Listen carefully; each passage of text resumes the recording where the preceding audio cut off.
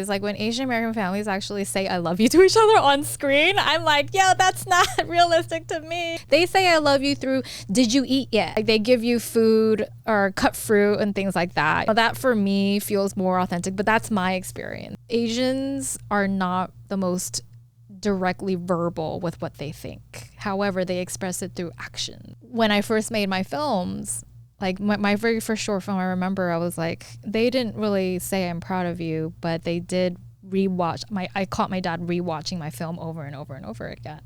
So like that was his way of saying I'm proud of you. It was through action. Well, I love the San Gabriel Valley.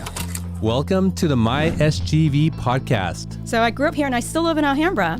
I was raised in between Temple City and Alhambra. Eventually resided in South San Gabriel. Our mission is to capture and share the stories of the people of the San Gabriel Valley. Monterey Park has pretty much been my whole life. Well, I'm proud to say that I was born and raised in the San Gabriel Valley. We believe our diversity is what makes the SGV great. And no matter where you are from in the San Gabriel Valley, you will feel welcome.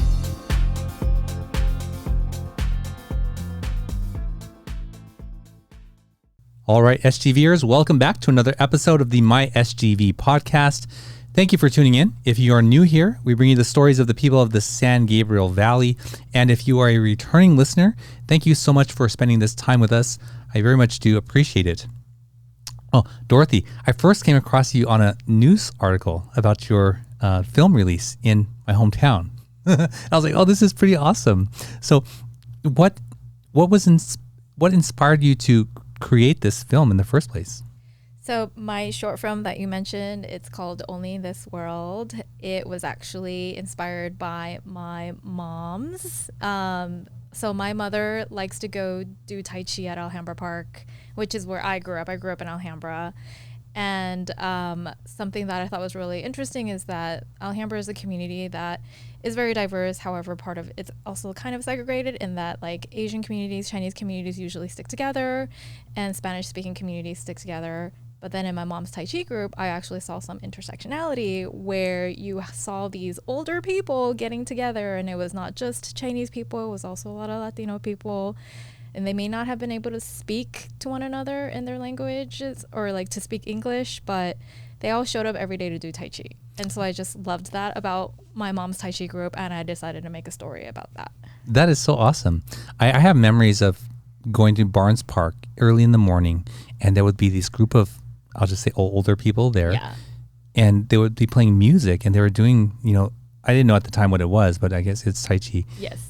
And they're so committed, and there were so many of them. I was like, yes. Wow. I mean, like I recently went to China. You definitely see way bigger groups, but yeah, it is a thing here, especially since SGV is full of so many like Chinese community people. It's a good form of exercise, and like I think it's really important for, I think like older adults to also find community with one another. Because the story also is about two women who kind of have beef with one another becoming friends at the end of the film. And so I think that people like my mom, loneliness is a big issue and in the older community. So I just really wanted to tell a story about friendship in that age. Awesome. I took a film appreciation class in college, and I learned that there was only a certain amount of types of film. I don't know if that's correct, like stories, right? And one of them that I really like that I can see in the films that I like is enemies becoming friends. I really love that. Yeah, it's a lot of fun when you have these characters who are so incredibly different, and those are always really fun for me too, to be able to explore like how it is that they can find common ground. And, it's such a big thing where we have so many different people living in these communities in SGV. And so it's always lovely to see them overcome whatever differences they have and then just find something in common, whether it's food or like Tai Chi or whatever, so. Yeah. Well, before we get into that story, I want to thank the sponsors for this show, Paris Baguette. Go check them out in the city of San Gabriel. They sponsor the delicious pastries that you see and maybe smell in here every week for our guests. And it's hard to walk in there and not want to get something. But thank you to them. Go check them out on Las Tunas and say hi to Jason and Joanna for us. She grew up in Alhambra, surrounded by dumplings, diversity, and stories that didn't always make it to the screen. A first-generation Chinese American and UCLA psychology grad, she's been quietly building a bold new path, one that makes room for family, magic, and resilience. Her films reflect the neighborhoods she came from, grounded, emotional, and full of hope, with just enough fantasy to reimagine what's possible. She's directed 13 short films and worked on over 30 film and video projects with major players like CBS, HBO, and Disney. In 2023, she won the Cape Julia S. Gouw Short Film Challenge and continues to champion underrepresented voices both on and off set. She's a filmmaker, a boba milk tea regular, and a proud anime binge watcher, with her 30-year-old stuffed bunny, Rabby, always nearby. Welcome to the show, Dorothy Xiao. Dorothy, welcome. Thank you. Rabby, is that Yes. the correct pronunciation? Yes, Rabby is sitting here next to me. It's clear from the introduction you are one of us. You're part of the SGV. Yes. Yeah. So tell us, what is your connection to the San Gabriel Valley? I was raised in Alhambra. I actually like to think that I pretty much was also born here because I have no memory of where I was before I came down here, because apparently I was born in Redding, California. Oh, but I that's came, quite a ways away. Yeah, but I came, my parents immigrated, or not immigrated, but my parents brought me down from Redding when I was 2 months old. So I have no memory of anything before that. So my whole entire life has been Alhambra. And I've lived in Alhambra for a very long time. And even when I went to college for undergrad, I went to UCLA, which was never too far because I just didn't want to be away from home or from my parents. And Alhambra always has really good food, and I didn't want to be away from good food. So yeah, I went to Alhambra High. I have a lot of ties to Alhambra. A lot of my memories are here. My family, a lot of my extended family moved here as well, so I grew up with them. So a lot of my friends that I'm still friends with are people I met when I was in elementary school, at Park School, or going to high school in Alhambra High. So this Alhambra is basically the city where my roots are. And I don't live here anymore, unfortunately. I moved to Fullerton a few years ago. However, my heart is still in Alhambra. My family still is here. My parents are here. And then my sister lives in Pasadena, so I'm here all the time. Yeah. We'll forgive you.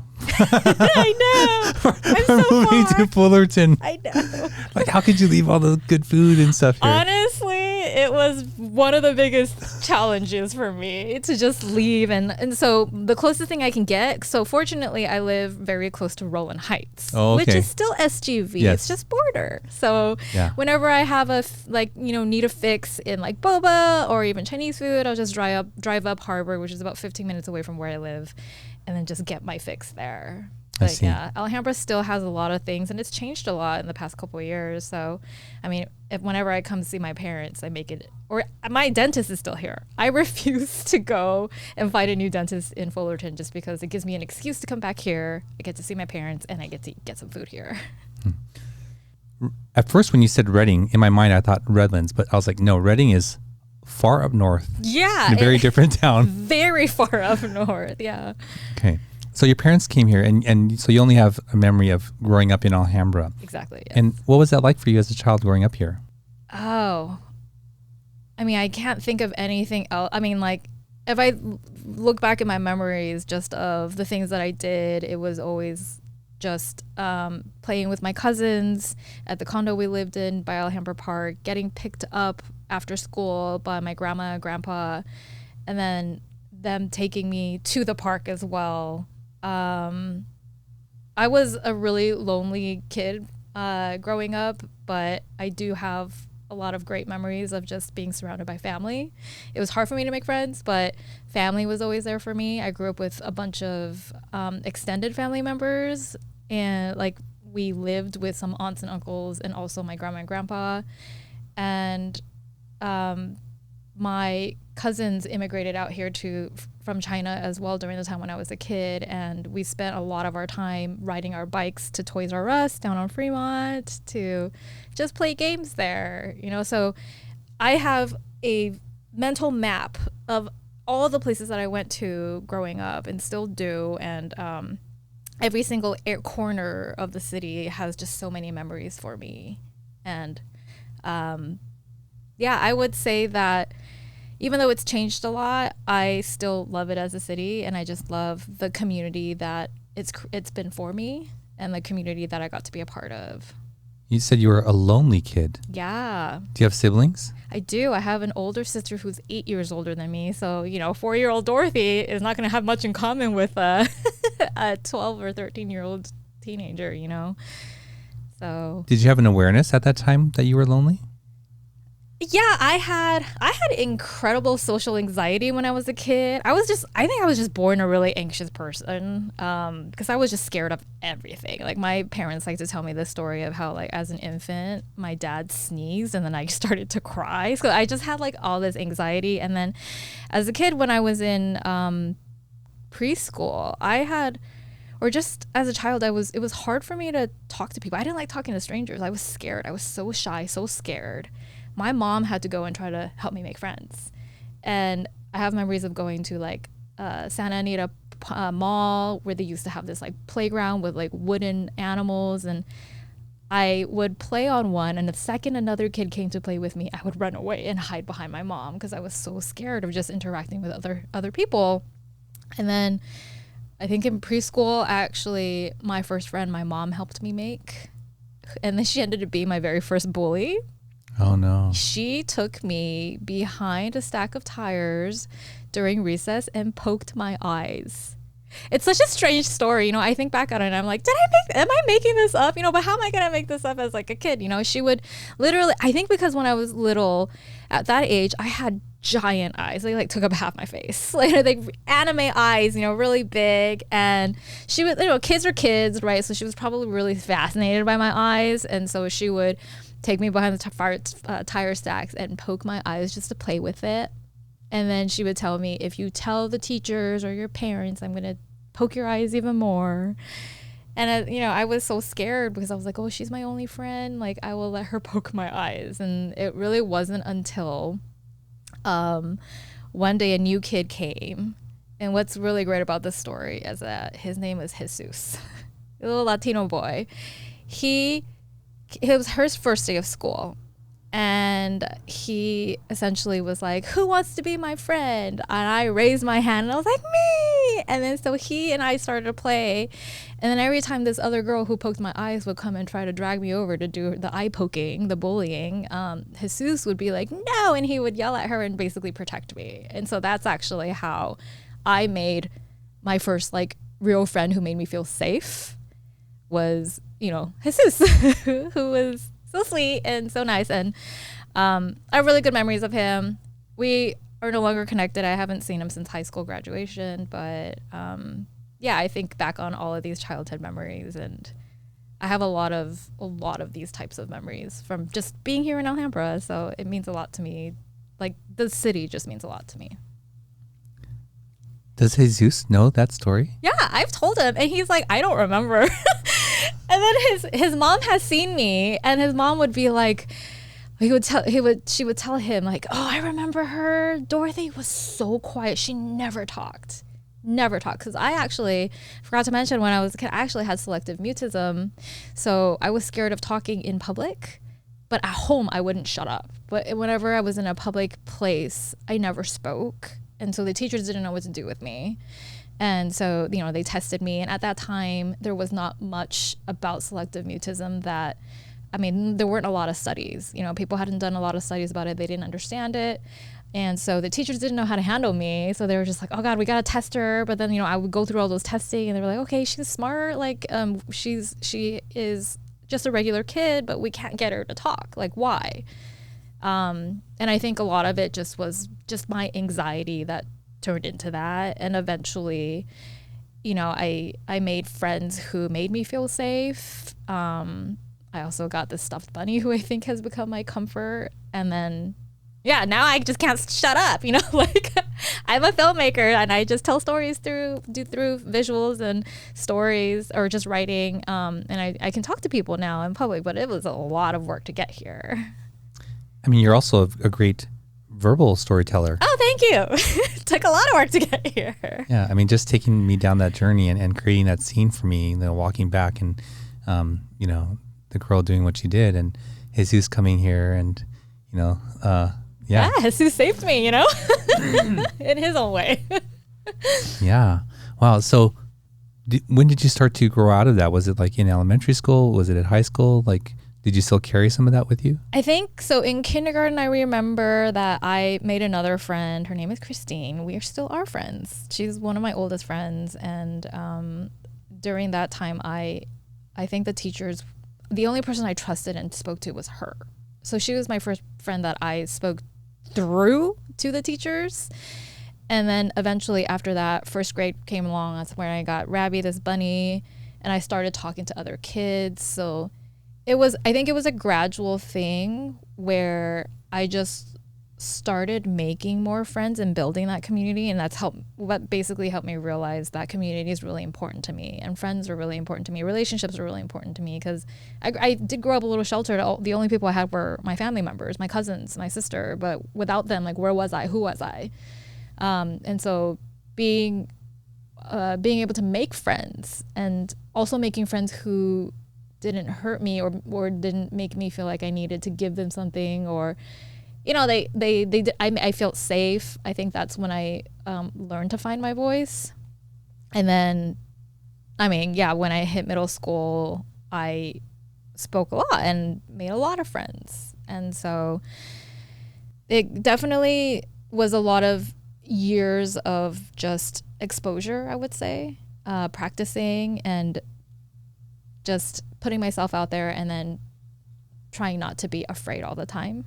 Because I definitely, even now, sometimes my social anxiety kicks in. Like when you asked me to come on this thing, I was like, oh man, I have to talk about myself. I'm going to be in front of a camera. But fortunately, being in film or doing film for as long as I have, and then having to go up and talk about my art during the Q&As of screenings, that's been a lot of practice for me as well, to just get over being scared, and then just be brave and just be okay with sharing my story. Because at the end of the day, even if people judge me, it's fine. But like, I got to at least speak my mind, share my voice, and there will be people who will resonate with what I said, and I can find my community that way. But no one's going to know who you are unless you actually say something. So, yeah. Well, I'm just thinking about my experience at a very young age with that, right? Like my parents were divorced, so I would spend some weekends with my dad, and he would take me to the beach, just me and him. And I'd be like 5-6 years old. And I always remember he would just take me there, and I'd just look around like for a person of my height, and I would just go up to them and be like, hey, you want to play? And always without fail, like I would befriend somebody. Oh, awesome. Or he would move, and I would come like bring this, Danish kid who couldn't speak English to the door. I was like, this is my friend. I love that. I feel like if you try to make friends with me, I would run away because I would be so scared. Like, ah. But that's a really good trait. And I think that's something you carry with you now, right? Like, you are so open to just talking to anybody and like strangers, and you're bringing people you don't know onto this podcast and meeting them, so that's exciting. Yeah. Even now at the park, like if I go there to play basketball and there's people, then nothing's organized. Like I'm usually the one who's like, hey, like let's play. You come here, Yeah. Yeah. But so one of the things that I'm hearing though in your story is not just this fear of speaking to people, but when you said bullying, I think more than once, like there's also the need to advocate for yourself and to speak up for yourself, which is different from speaking to people. Had you developed that also at that time? At that time, speaking up, I think as a kid, it was always really hard to speak up for myself because I was always I lived in fear and anxiety. And I think because I liked feeling safe and because I was sheltered, I always did what I was told. I was not what you would consider a rebellious kid. I was not rebellious at all. I was a really good kid. I always listened. And I think like when it came to the girl who bullied me as a kid, I got lucky because of Jesus. Like, he protected me.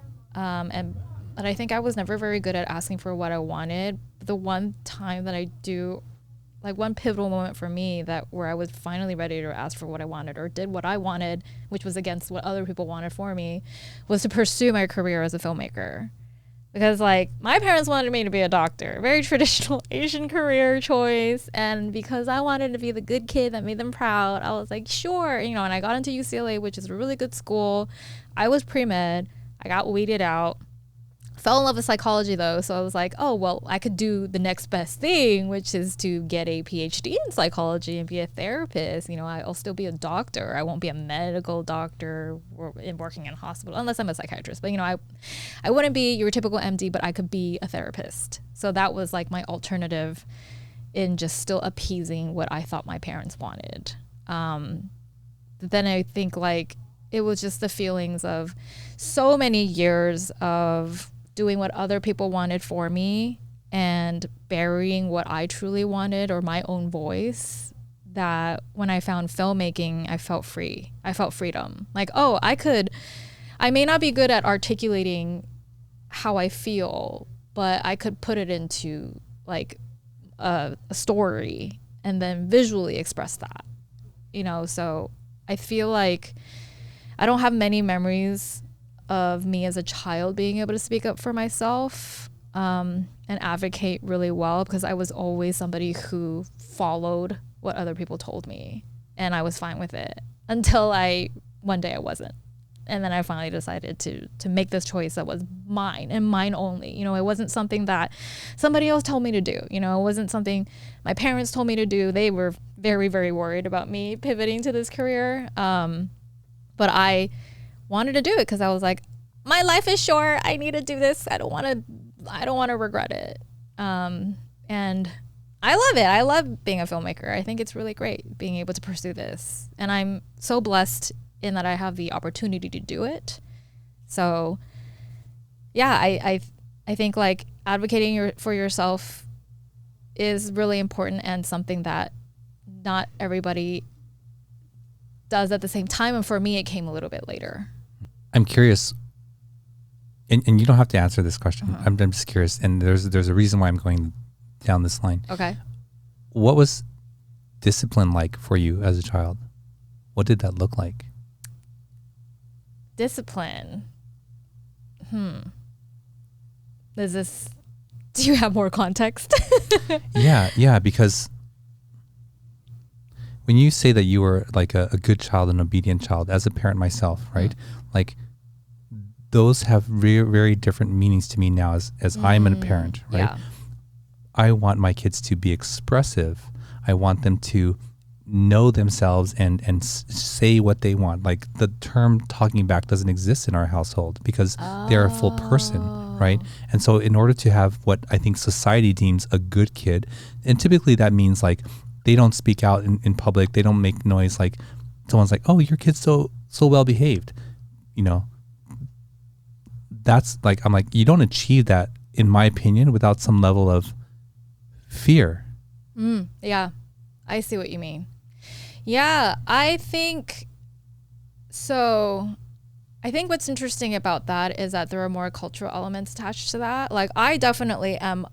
I am all about like, yes, expressive, and it's important for kids to be raised that way. But when I think back at like how I was raised, my parents are immigrant Chinese people who grew up during the Cultural Revolution and communism. And for them, expressing themselves meant potential death. And so it was a survival instinct for them to basically not have emotions and to bury and push the negative ones down, because that's how they could move on with their lives. And so that's something I didn't really realize until recently, because my dad, like after he immigrated here from the States, or from China, after my dad immigrated to the US from China, he was lucky, he came on a student visa, but after he lost his status, they were undocumented for a period of time because he never wanted to go back. And I didn't understand why don't you want to go back? That's your hometown. And his first time going back to China was in 2004, which was 20 years ago. And I went with him, and he had immigrated back in 1980 something to come here. And so, but there was just so much trauma for them, like stuff that they experienced in China. And so I think he didn't want to go back because it's all really sad memories. And so the way I was raised, as I think like they wanted so much. They put a lot of their hopes and dreams into me, the things that they didn't have access to, and money being a big part of it. You know, like they wanted me to have money so that I could have a life that's not difficult, because for them money means success.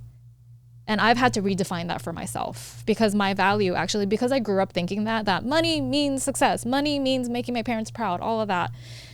All of my pursuits were being a doctor, because they thought being a doctor makes a lot of money, but they did not know that medical school is a lot of money and it takes you a lot of time before you can make money, you know? So I did what I was told, because I think part of it also was like my parents made so many sacrifices to get here for me. And so I am going to listen to them. I am going to not express myself and choose what I want, because they did so much for me, so I owe it to them. This was the thing is, I don't think they ever asked for that explicitly. They were not very strict in that sense. Like they still gave me a lot of freedom to you know, like choose classes I wanted to do, like do the major I wanted or whatever. But I think like I came in with a lot of guilt for some reason. Like I carried that with me for a really long time, that they made so many sacrifices for me, so I need to do like really well to make them proud. Yeah, I understand that in the cultural context, and maybe to zoom out a bit is like, for parents to have more of an awareness if they're listening to this, right, in their own children's experience, and children are not really aware of parents' sacrifice unless they make it known to them, and sometimes like small comments are known to kids because they say, you know, this is what I had to do, right? And it could all be in good faith, but it puts a burden on a child that's like, it does, yeah.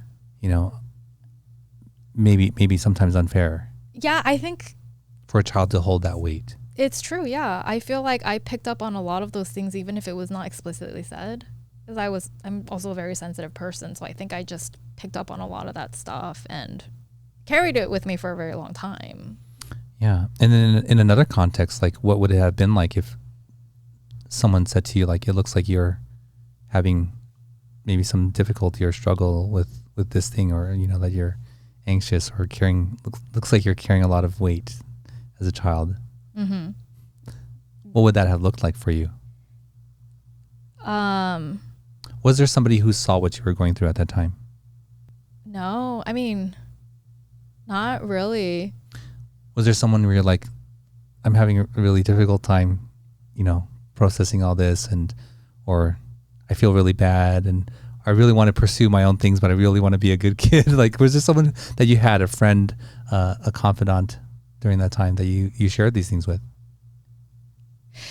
I think like not as a child, but eventually when I did after I graduated college, I consider myself a late bloomer. A lot of the things that I realized came a lot later in my life. So I feel like maybe for other people, they have this realization earlier on, like in college or even in high school. But for me, it took a much longer time for me to get to a place where I was like, oh, I feel suffocated by these expectations that are I guess like unknowingly put on me and unintentionally, you know, because my parents had the greatest intentions and they never said like, you can only be a doctor and nothing else. You know, it was more like, I'm so excited for you to be a doctor, to make a lot of money, and then you can buy me a house, you know. And I'd be like, of course I want to buy you a house because you deserve a house. You did so much. So that's a lot of pressure. You're saying it with a smile and laughing, but that's a ton of pressure. Yeah, I mean, that's why it was so hard for me to switch my mindset, because like they put so much value on money. And even now today, they're always like, oh, how much money do you make? And I'm like, oh, sometimes there are dry months. I don't make a lot as an artist, you know? And I had to let go of that shame, because they'll laugh. Like my dad sometimes will laugh at me and be like, oh, you really are not making anything. But I've had to just get used to it and be like, okay, this is just the way that they are because of where they came from, because of their survival mechanisms and how they value their values. But it does not mean anything is not connected to my worth. That was, it was basically after I graduated college, before I made the pivot into film, because I wanted so much to do film, but I was so scared because I was like, how am I going to be able to pay the bills? Because having a job was really important. Having money come in every month was really, really important. And I am very blessed in that I was living at home and my parents were not asking me to pay rent and they still fed me. And I was like, technically, I could quit my job and still survive. But it was just this ego. It was a lot of pride as well. It was like me wanting to show like I can be that kid that I want to make them proud still. So as long as I still have a regular day job and I'm bringing in income and they see like, oh, she has a job, great. Like, then I can kind of pursue the filmmaking on the side. And so I was making films on the weekends with all of my savings, basically making films, learning that way because I didn't go to film school. So I was doing it on my own. And it was definitely, I think, like through doing and realizing, oh, I'm having a lot of fun in this. I really enjoy it. I want to just take that leap and just try it even more. Where I also had to make that mental switch where money does not equal your worth. And also that for me, wealth does not mean having a lot of money in your bank account. Wealth is about the relationships that you have. So I think I'm very rich in relationships. I have a lot of people who care for me. And I think if I were to die tomorrow, I would be happy about where I am with all the people who are important to me. You know, I don't have any relationships that I regret. So I mean, I have a lot of money to leave to people to donate, you know, or whatever. But I have, you know, I am very rich in my relationships. Yeah, beautifully said. Yeah. Thank you. I suspect that the item you brought is very important to your story. So let's get to that now. We ask each guest to bring an item with them. What did you bring with you today? I brought Rabby, the 30-something-year-old stuffed bunny that I got when I was in first grade. Can you describe it for the listener? So she is about like 6 inches. She is very dirty. I swear I wash her. She's a little bit raggedy. The fur on her mouth is completely rubbed off because I would love her so much and kiss her and rub her on my face. And so basically she has like a permanent 5 o'clock shadow, you know, what do you, you know, so she's very dirty up here, but you know, it's not really bacteria. It's just because I was just years of rubbing her on my face and just lots of kisses. But yeah, she is very beat up and I will die with her. I have told my family that if I were to pass away, she has to be buried with me. And then my mom has asked me, like, are you going to give her to your kids if you have kids? And I was like, heck no, this is mine. The kids can have their own. Rabby is mine. And also she's so important that she was part of my wedding last year. Oh, okay. Yeah. When did you acquire her and why is she so special to you? I got her when I was in first grade. So our teacher, first grade teacher, gave away a bunch of these purple bunnies during Easter. It was just to celebrate Easter. Literally everyone in my class got the same bunny. This actually is not her original form. Everybody's bunny actually looks like it still has so the original version, she has kind of like a bumpier snout, but I like flattened, I squashed her face because I rubbed her face on mine so much. But yeah, she was really special to me because she essentially became the constant in my life. Like as a kid, as I said, you know, I had difficulty making friends, and so my friends always changed every year. But Rabby was the one constant, and I also talked to her. So I think like Rabby was essentially an extension of myself, is an extension of myself. When I'm feeling afraid, she is much braver than me. So I think it's kind of like creating another personality where if I'm afraid of something, I think about Rabby, or like I talk to her in my head, and you know, she's the one who suggests things that I would not do, but maybe are better for me because it's a matter of having to do something I'm uncomfortable with so I can grow, things like that. So she's a really big part of my life still sleeps in my bed today my husband has to share the bed with her. I see. Yeah. Thanks for bringing her in. Yeah. And thanks for sharing that with us. Now I sort of see how filmmaking is this creative expression that maybe you were not allowed to have as a child. But, children express themselves creatively through like hairstyle and clothing and all sorts of things, music. Like, did you find expression of who you really were in those outlets, or not until you started making film? I think I tried a lot of things. Like I definitely, music, I think I was really into emo angsty music. I still am into the emo angsty music. Like love that stuff. What is emo angsty music? It's like Saves the Day is one of my favorite bands. It's just what I'm realizing, because I was wondering, I was like, why is emo angsty music so resonates so much with me? It's because like the lyrics are really raw and a little depressing, but at least they're very honest. It's not like pop where it's always about happiness and love, which is also really good. But if music is tied to mood, and for me, I was always a very emo angsty kid, and so I found myself gravitating towards like Linkin Park and Incubus and like all of those bands that would play on K-Rock 106.7. Like I didn't, my friends were into Britney Spears and sync boy bands, things like that, but I wanted to listen to Korn. Korn was my first concert. Okay. Yeah. Awesome. Yeah, so I found music as an outlet and going to concerts as an outlet for that, where I was experiencing that connection with everyone around me, where I was like, oh, we're all watching this, like, these musicians play and they're singing their hearts out about like, their emo angsty things, and we're all connecting on the same level. We're all emo and angsty, so I liked that a lot. In terms of playing my own instruments though, I lack discipline in that sense. Like my parents wanted me to play piano, but that was also something that they put on me. Hated it, quit twice, couldn't do it. Yeah, and then I joined orchestra, tried playing violin, but also it wasn't my thing. So yeah, I think like in terms of something consistent, like storytelling has always been a thing. Like writing or just dreaming about writing, watching movies was definitely a thing I loved, and filmmaking was something I decided to choose as my outlet, because also as a kid I think I did try drawing, but then I have memories of drawing where my parents wanted me to be better, so they sent me to like an art school, and then like it was an art school where unfortunately we were not encouraged to draw our way. We had to like basically draw something and then the teacher would fix it, like make it perfect.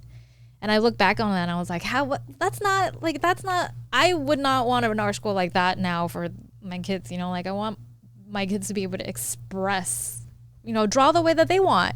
If it's ugly, it's okay. If it's not within the lines, it's okay. But that was a school that I think focused on perfectionism. Also Chinese run, and I feel like a lot of it is cultural, where they want perfection. So yeah, that also wasn't something for me. Yeah, unfortunately, so many kids' interests are stifled because of this idea, like, oh, let me make this, instead of just letting them create for fun. Yes, the perfectionism, and that gets me so much still, of wanting to be perfect. But I've also had to remind myself, even now in my current filmmaking, that perfect is not done. It's better to get things done and then just learn from the mistakes you've made and then just do better next time. What are 3 films that like really impacted you, or every time you see it you have to watch it, or you've watched it 20 times? Like what are those 3 films? One of the films I love is Amélie. It's a French film. It was just so whimsical. It's also about this girl who has trouble making friends. And she like starts doing all these like cool things for other people because she feels good about helping other people, and then ends up like making a friend who also becomes her partner at the end of the story. But she like doesn't talk to people because she's scared too. She has so much social anxiety. So I really resonated with her character because I was like, oh, that's me. So that's one.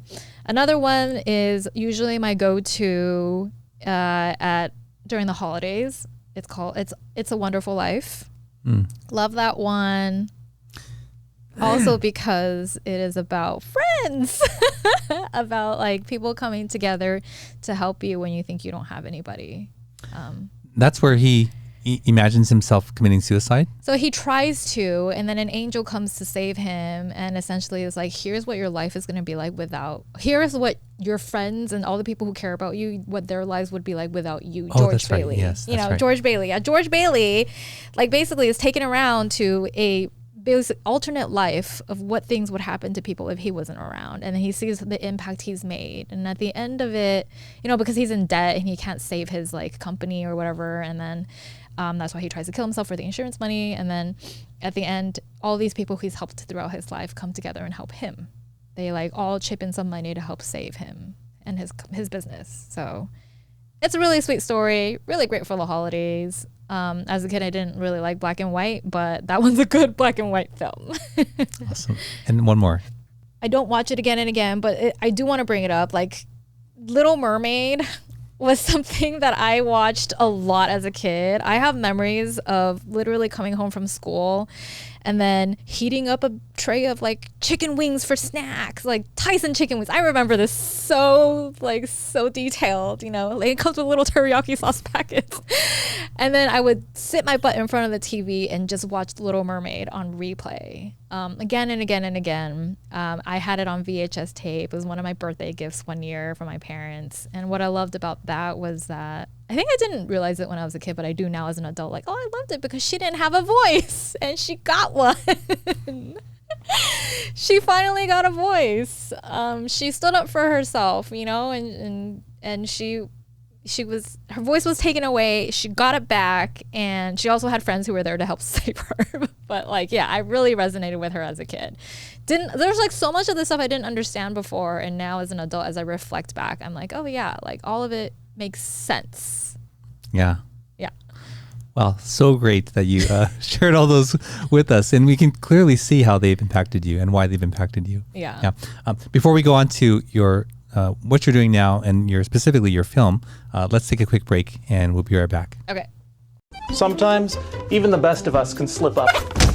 That's why the law offices of Scott Wormuth are here to pick you back up again. And while they strive to get you the biggest compensation possible, oh my gosh! Their main concern is your health and recovery. They work closely with doctors and insurance companies to make sure you get the proper medical treatment.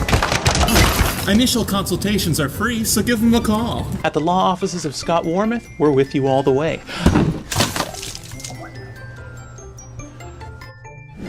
I'm Scott Wormuth. We've been fighting for your rights for more than 40 years.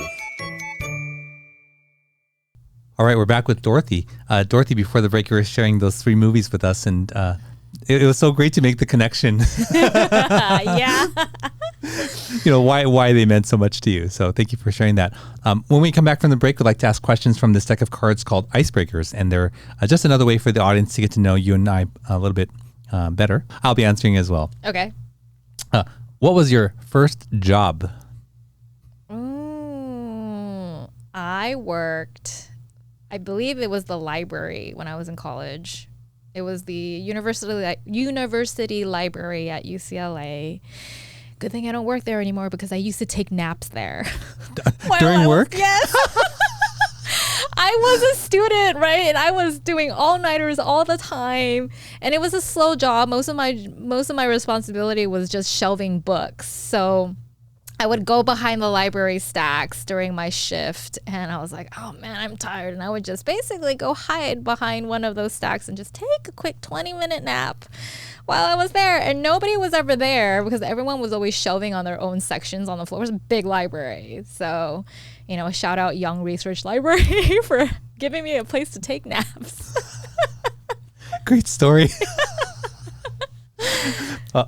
My first job was the United States Army. Oh. Yeah. I went in when I was 17 and I also took naps. I'm impressed that you could. Well, check this out. So my MOS or my job was a mechanic, right? And so sometimes when we're so tired, there's like these tarp covered trucks, deuce and a halves for 5 tons. And so I'll be like, hey, Brown, like I'm going to take a nap in there. Just bang on it if someone comes, right? So you just sleep in the back of the bed of the truck where no one can see.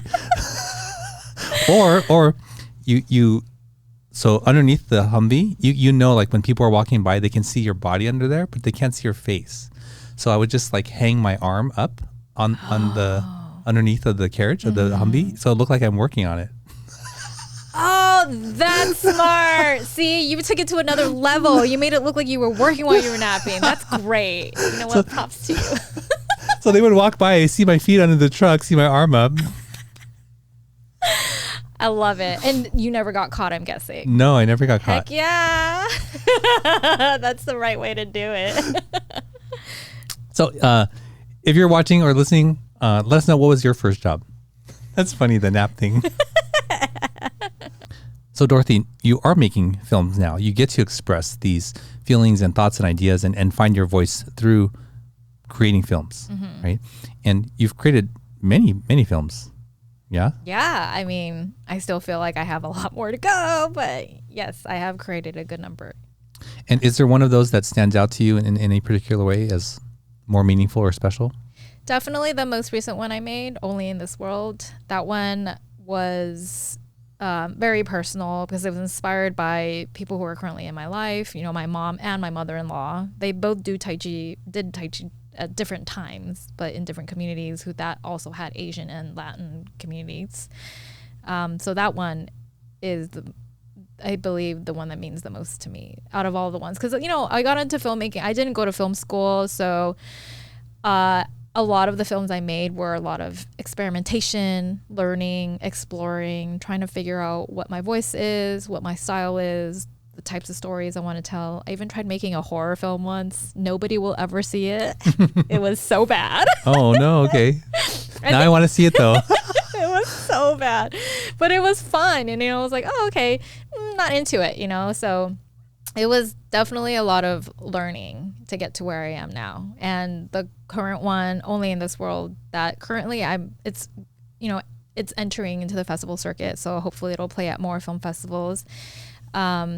This one was a story that where I also felt validated because I was able to win a grant for it, and I got funding to make this film. Prior to that, I was always making films with my own money, you know, that I saved up with very little money and just begging friends to do it. But this one, I was able to get backing from CAPE, which is a really well-known organization that supports Asian American representation in Hollywood. And so I was really grateful to have that, because it was like them basically telling me like, oh yeah, like you have a great story and we want to see on screen the story about two older women, you know, acting like children and becoming friends at the end, you know.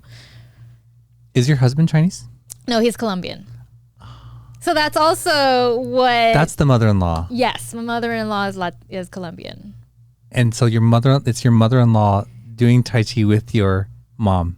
Kind of, yeah. There's an affair in the stories, but that's not really how my mothers met each other. But yes, there is. It was inspired by my mom and my mother-in-law, and just the idea of them becoming friends. What do you hope that the audience gets from your film? Definitely, just. Well, for me, it was like, call your mom, you know, like, because it's a film where we see lonely older adults, and it was also a film where I had my own concerns about my mom not wanting to go and socialize, especially since she's had some health problems recently, and so it makes her want to go out even less. And she's actually a very social person, but the health problems prevent her from going outside.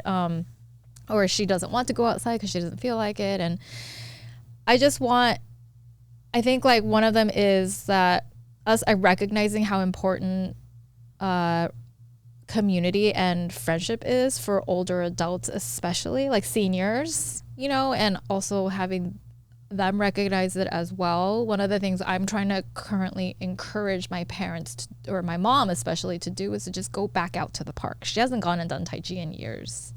You know, this was a story that was inspired by her doing it. She used to do it every single day. And she was so flexible and had some friends through there and was enjoying it. And I think like she was happier. Now she doesn't go out and socialize that much. And I'm seeing her deterioration, both in health and also like her happiness. And I think it really is such a big issue in old age where people don't recognize that it's really important to socialize. It's much harder when you're older. Making friends is really hard, but it's doable. You know, you go join an activity, do something fun that you like.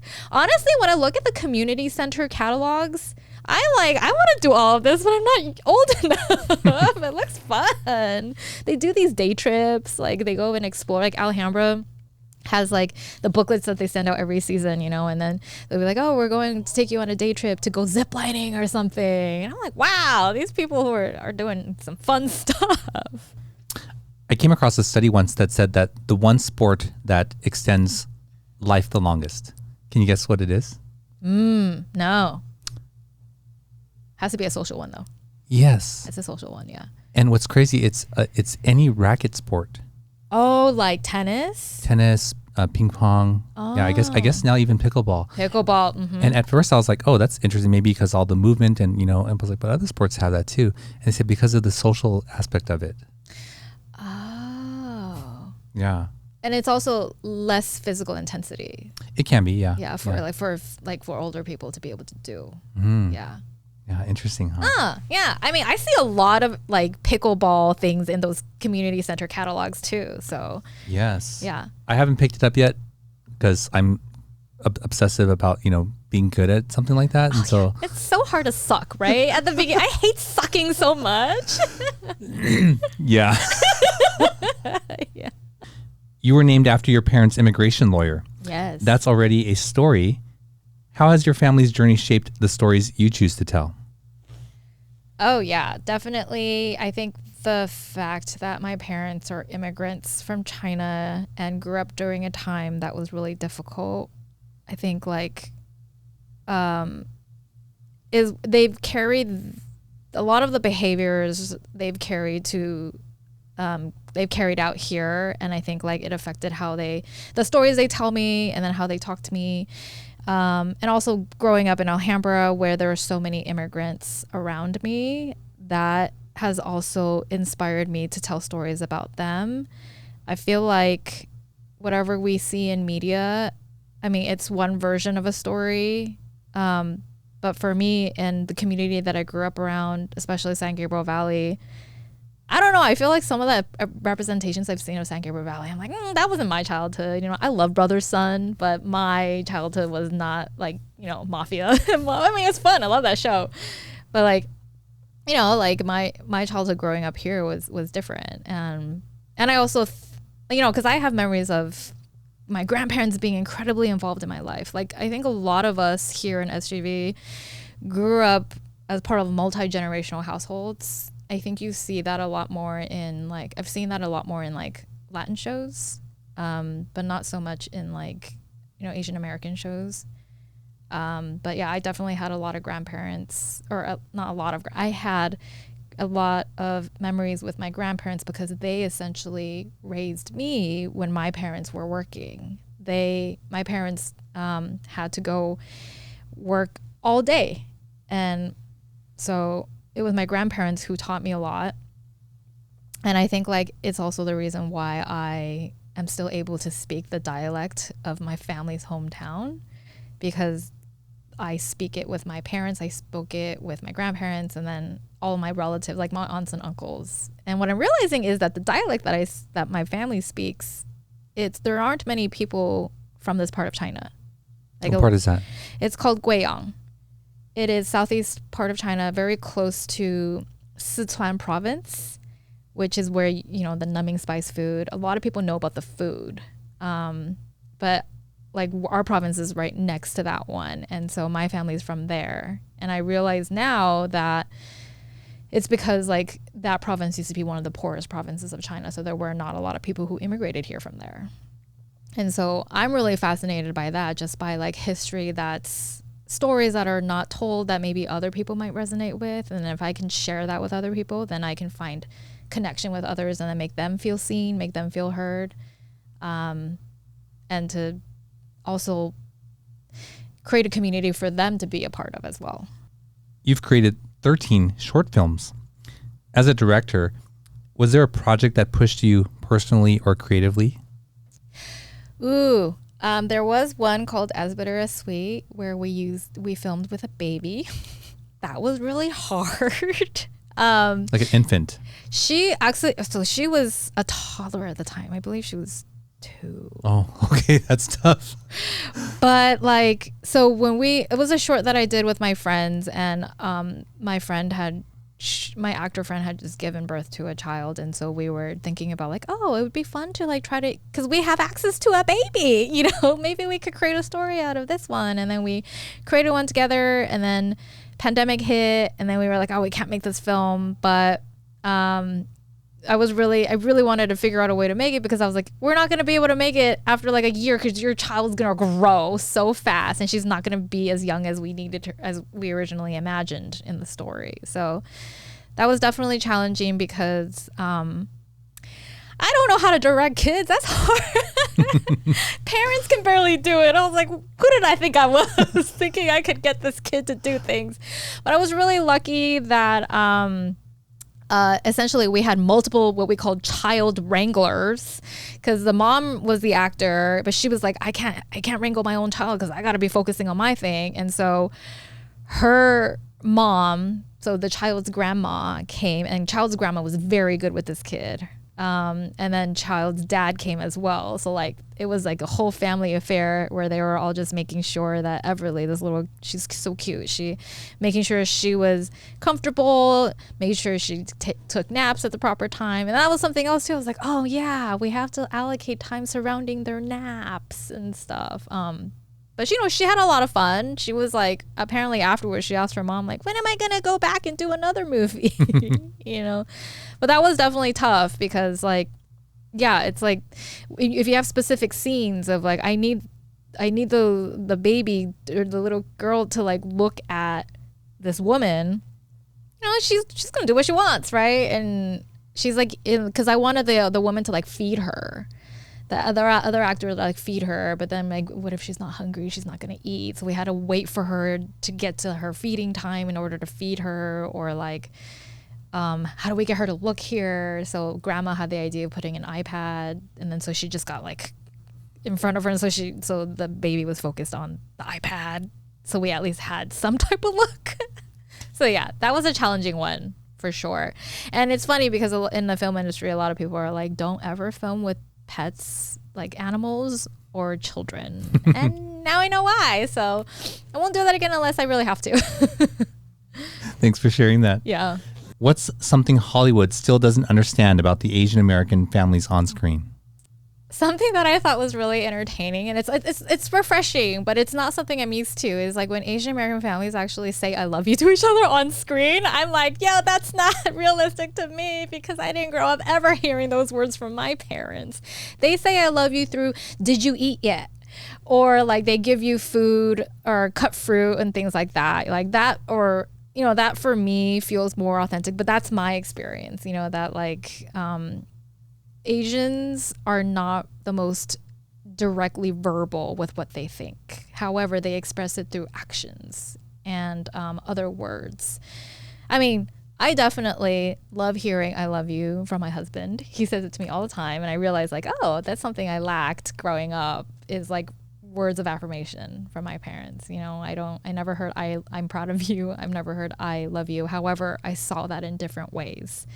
Parents would always say I love you by always giving me food, or asking me, did I eat yet? Or if, when I first made my films, like my very first short film, I remember I was like, they didn't really say I'm proud of you, but they did I caught my dad rewatching my film over and over and over again. So like that was his way of saying I'm proud of you. It was through action.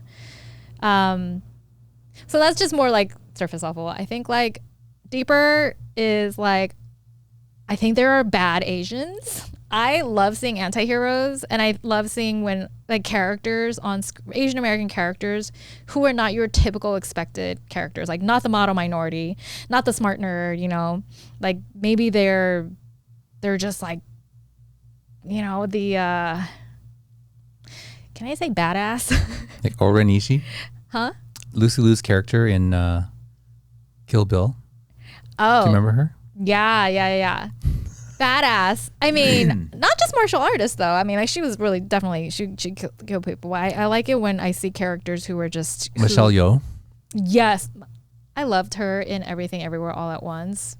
I think they did a great job in that because not only did you see, like for me, that was a story of like about an immigrant mom. It was like my mom, except she like was full of so many surprises and just we saw her in so many different ways that you wouldn't typically expect an older Asian woman, you know, with sausage fingers and like, you know, just doing really ridiculous things. So I really enjoyed that one. So I think like what I would love Hollywood to see is just more nuance. Like we have so many, we're so multifaceted and we're not just one type of stereotype. And I think that's getting better, you know, as we have more films out there showing different sides of us. I definitely think that we need a lot more. Dorothy, what's the hardest part about being a first-gen filmmaker? And what's one thing that makes it totally worth it? Hardest part is that I have absolutely no idea whether I'm doing the right thing, you know, because I think when it comes to filmmaking or even an artist in general, it's really hard to figure out what works for you. And also like you can't follow anyone's path. Everyone's path is different. Like in the film, like to become a filmmaker, if you talk to anybody, nobody has this exact same story on how they got their films made or how they, you know, found success. Also, everyone has a different definition of success. So I think the frustrating part is just like, I don't have anybody's footsteps I can exactly follow in because I'm different. I don't have their lives. I don't have the connections they have. You know, I also don't tell stories the way they have. So I cannot follow somebody else the way that I could traditionally do. If I had like, if I were to become a doctor, if I had, you know, continue pursuing that career, at least it's a clearer path of how to get there. Like I go to medical school and then I do a residency and then I go get my job, you know, like that's a little bit more clear. And then I know for sure I get money when I get a job. As a filmmaker, it's like you're doing so much work and you don't always get paid for it, you know, because you have to create a story, you have to work on your craft, you have to like put yourself out there and meet people, eventually find people who believe in you and your storytelling and want to invest in your next project, you know, but that's not always guaranteed. So that's a challenge. And also being an Asian American filmmaker, I feel like there aren't too many of us who have, I guess, succeeded in your traditional Hollywood way that I can think of. John Chu's done a lot of great things. John Chu directed Wicked, so he's like doing the thing that a lot of us dream of, you know, being able to do studio films and work with amazing actors and things like that. But yeah, that's not having a map is the hard part. However, I think it's also the really exciting part because that's for us to uncover as we go through our lives. And it's our story to share at the end of it. If your stuffed bunny, Rabbi, could direct a film with you, what would it be about? She's been waiting for her time. And she's actually not interested in directing. She wants to act. I actually love that you brought that up because I'm working on a feature that is basically based on my relationship with my sister. So it's about a woman who essentially gives up on her life after her sister passes away. However, her stuffed bunny comes to life and basically takes her on this wild adventure that turns her life upside down. She goes on this wild road trip. So, and basically finds purpose in life again. So Rabbi is going to be in that film, but not the true version of her, because I don't think I could ever put her in a real movie because she might get damaged and my heart would break. But, you know, a duplicate version of her would be in the movie. So that's the movie that I would make, one where she essentially comes to life and we go on this wild adventure. Awesome. I love how they all tie into your real life, all the the movies that you enjoy and the movies that you create. I love it. Well, Dorothy, we're going to move on to the final segment of the show, where we get to learn where you love to eat in the San Gabriel Valley. Yes.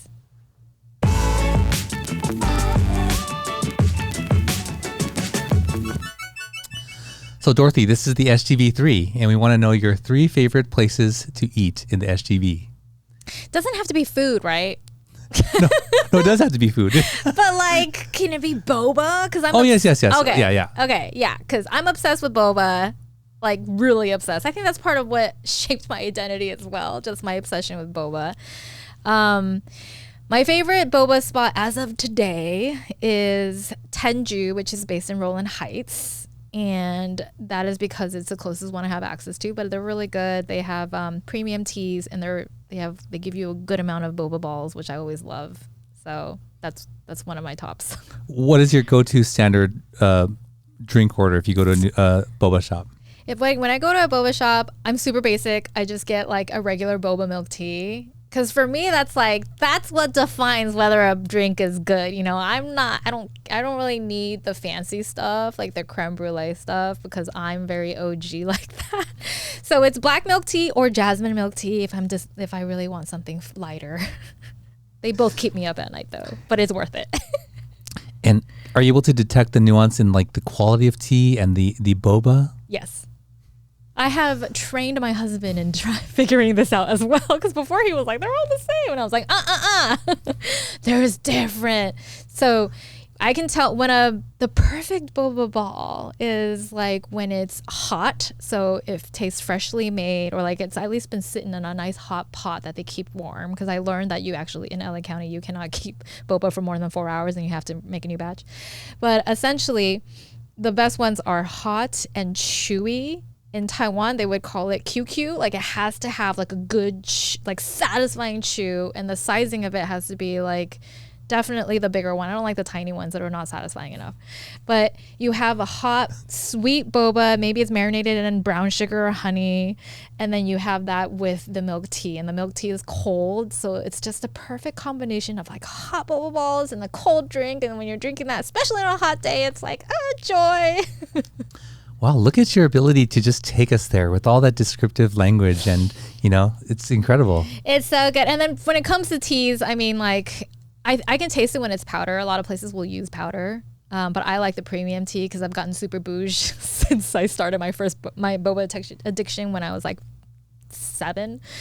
So like it's the premium teas, definitely you can taste it's more tea forward, so you can taste it. And I like it when you can taste more tea than milk. A lot of times they will use milk to cover, the milk kind of overpowers the tea, but if it definitely you can taste the freshly brewed nature of it as well. So were you like I need a boba to help me study? I'm stuffed. I can't eat anything else, but I'm still going to go get a boba. Heck yeah. Second stomach for boba all the time. Every day, all the day. I mean, honestly, my addiction is so bad. I have it like 2 or 3 times a week. And like during pandemic, it was a lot. And during pandemic, a lot of the boba shops were shut. Like we couldn't go anywhere. I was so depressed that I couldn't get boba. I ended up trying to make my own. And like took me so long to make the boba balls because you have to roll them all, hand roll them. And it was like 6 hours or something. It took me 6 hours to make the boba balls. I was like, this is not worth it. Like I would rather go and pay $8 for a drink. Oh, I thought you got the pearls like in the bag. You were making it from scratch. I was making it from scratch because I wanted to try making it from scratch. The ones from the bag are always really big. Like they sell it in these giant bags like for boba shops, and I just didn't want to. It wasn't. If I'm the only one eating it, it's just like it's too wasteful. So I was like, I'll just make it by scratch, see what I can do. Too much time. Well, was it good in the end? It's all right. Also wasn't as satisfying. I think I just freshly made boba doesn't always have that chew that I like. And I think like the really satisfying chew comes from the ones that are in those big bags. Yeah. In college, I tried to make Thai iced tea by myself once. And I found the tea and I put it in my coffee thing, but I didn't know how much to put. And I did it like maybe 3 o'clock in the afternoon. And at 3 o'clock in the morning, I was like, why can't I sleep? Wired, I'm sure. Yeah. It's like, that tea was probably pretty strong. Yeah, Thai tea is surprisingly very strong. Yeah. Yeah. Okay, and what's the second place? Second place is, it's a restaurant called Yunnan Garden. It's in Monterey Park, off of Garfield, very close to Hellman and Garfield. It's a restaurant that I grew up going to with my family. They have food that is the closest to what we would find in my parents' hometown. So this is more Yunnan style food. And so Yunnan province is right next to where my parents are from, like the province neighboring where my parents are from. But they also serve like just really good spicy and bold flavors, which is the type of Chinese food that I like because I grew up eating that. Like really spicy, really bold, kind of really salty sometimes, but they have this like this one popular, it's called water boiled fish dish, or water boiled fish or chicken, and it's essentially a whole pot of grease. Like the whole bowl is oil, but it's like it has fish in it and it's covered in oil, but it's so good and it's so savory and really makes your mouth sing because I really like spicy food. I can handle it less as I'm getting older, but I also have a lot of memories going there because my family, we would always go for extended family dinners. Every time there was an occasion with like grandma, grandpa, like aunts and uncles, maybe it was Father's Day, we'd be there. Mother's Day, we'd be there. Somebody's birthday, we would be there. And then gradually, we stopped having those extended family events, but I definitely will go there whenever I have the chance. When I come back here to SGV, we used to go so much, like every single week, that I got sick of it. And I'd have to beg my parents as a kid. I was like, oh, can we go try something different? And then we would try something different and then go back to Yunnan restaurant again the next week because it's just nothing beat it. Nothing beat it in terms of just the way they made their food. I'm so curious now. Yeah, I mean, if you like spicy and like numbing spice stuff, like they have good stuff there. I can't picture the location because right there's a gas station and there was like a Circle K on this side of Hellman. I lived on Hellman and McFerrin. Oh yeah, so it's actually on Garfield. So it's more south of the freeway then. Yeah. Do you know where there's actually a to-go dim sum spot? Oh yeah, of course. Down the street from Garfield Hospital. Of course, yeah, so I know. It's across the street from that to-go dim sum spot at the very corner, right next to like this giant like medical building. Yes. I know when there was like no signage and it was painted pink in Monterey Park. Like this is like probably in the 80s. Yeah. Yeah. No signage or very like indiscreet. Yeah. Like you couldn't tell what it was. It was just like little window. You couldn't see inside. You had to like look inside. The to-go dim. Yeah. Oh yeah. But their tasu bao was like humongous. Yeah. Right? Yeah. Okay. Now I know where it is. Awesome. And what's the third place? Third place, this I had to think hard about because I was like, oh man, there's just so many restaurants. But Boiling Point, I believe, is going to take third because I've gone to every single one that exists in SGV. And also the one in Cerritos / Artesia. Have you gone to the new one in San Gabriel? Haven't gone to that one. I went when it used to be located in this one plaza on Valley. Yes, that's it. Haven't gone to this. I didn't know that they moved. Yeah. I guess that's just because I don't live here anymore. But yeah, I've been to the one in Pasadena. I've been to the one in Arcadia, Monterey Park. Been in that one. I love Boiling Point. It's good comfort food. I always love soup. Like any time of day I can do it, even when it's hot, blazing hot outside. I'll be like, I'll just go and eat Boiling Point because at least there's AC. I will be sweating, but it's so good, Always want it when it's cold. It is essentially, great comfort food. And I get vegetables and meat in the same bowl with some noodles. Like, what else could I ask for? How do you do up your sauce? I don't eat it with sauce sometimes. Oh, really? Yeah, it's just really because I get it spicy, so it's already got a lot of flavor. However, if I want the sauce, I'll do like I forget what it's called, but it's like the brown soy sauce looking one, and or is that just the garlic one? I think I just do garlic because I like garlic. Do you remember the style of the soup that you get there or the hot pot? Like which one do you get? I like to get just the beef one, beef, and then I'll get it mild. I used to get it medium, but that burned me too much. So mild is good. And then my husband likes to get they have like a cumin lamb dish. That's a very spicy cumin lamb. It's good. Oh, does your husband eat all the ethnic Asian food? Oh, heck yeah. It's funny because like I brought him home. The first time I brought him home, my dad saw him and he was like, oh, he's not Asian. He was like, can he eat our food? And I was like, yes, Dad. Like Diego grew up in West Covina. Most of his friends were Asian. So it was like, no problem. And he actually prefers to eat Asian food over like Latin food just because Asian food is lighter and has more vegetables and like Colombian food especially is very carby, very fried, not the most healthy when it comes to like calories. So he tends to prefer Asian cuisine. Also spices. He really likes Thai food as well. Chinese food he didn't really like before until I introduced him to the stuff that we eat, which is the spicier, bolder flavors. Yeah. Yeah. And Chinese food here, when you say that in the SGV, has so many different options versus... Yeah, it's so regional, you know? Yeah. Like if you're in the Midwest and you say Chinese food, there's... It takes you to Golden Dragon or something, where it's like a buffet with like multiple seafood options that you don't trust. Yeah. Well, Dorothy, I really enjoyed this conversation with you, and thank you for sharing your story with us. Thank you for having me. If people want to get in touch with you, what's the best way to do that? I'm on Instagram. They can contact me at Xiao or through my production company, Rabby Films, which was named after Rabby. Awesome. Yeah. Thank you so much for being here, Dorothy. I really appreciate it. Thank you. Well, there you go. Another episode in the books. I hope you enjoyed this conversation as much as I did. It was fascinating to hear all the components that made up, her story and her journey, and just hearing the things that she pulled from the movies that she liked and resonated with her, and then to hear how she's making films and why she's making films. You really get this rounded picture of someone who's really expressing her thoughts, her ideas through film, and it's really cool to have that here and to share with you guys. Hope you enjoyed that.